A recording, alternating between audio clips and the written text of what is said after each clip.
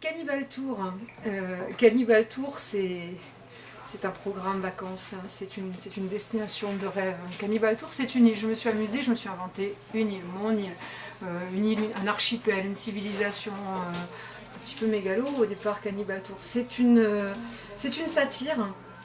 Après mon premier roman qui donc presque involontairement était devenu une comédie, j'avais envie de continuer à faire rire les gens parce que je me suis rendu compte que j'adorais ça, que j'adorais qu'on me dise que mon livre pouvait faire rire.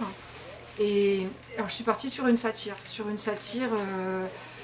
plutôt du monde du tourisme, de l'économie, d'une certaine forme d'économie du tourisme, sur cette idée, qu'est-ce que des gens sont prêts à faire pour vendre leur île, pour se vendre d'une certaine manière, pour faire venir des gens chez eux, dans un monde de libre concurrence, n'est-ce pas? Parce que bon, c'est bien joli d'avoir des plages et du soleil, mais enfin les plages et du soleil, il y en a plein.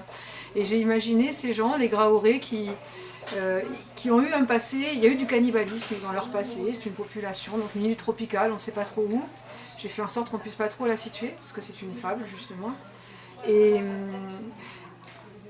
Et donc il y a eu des cannibales à une époque lointaine, et des petits malins se disent après tout, est-ce qu'on ne pourrait pas faire un argument marketing avec ça? Au lieu d'en avoir honte de cette violence, de ce passé violent, de ces problèmes, de cette culture un petit peu compliquée, est-ce qu'on ne pourrait pas essayer de la vendre comme on vend tout le reste? Voilà, toute ressemblance avec ce qui peut se passer dans certaines îles serait purement fortuite. Et voilà comment je suis partie sur ce délire-là.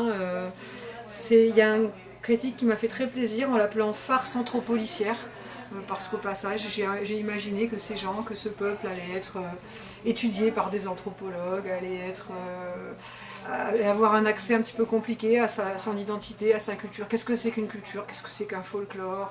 Quand est-ce qu'une culture devient un folklore et pourquoi? Voilà.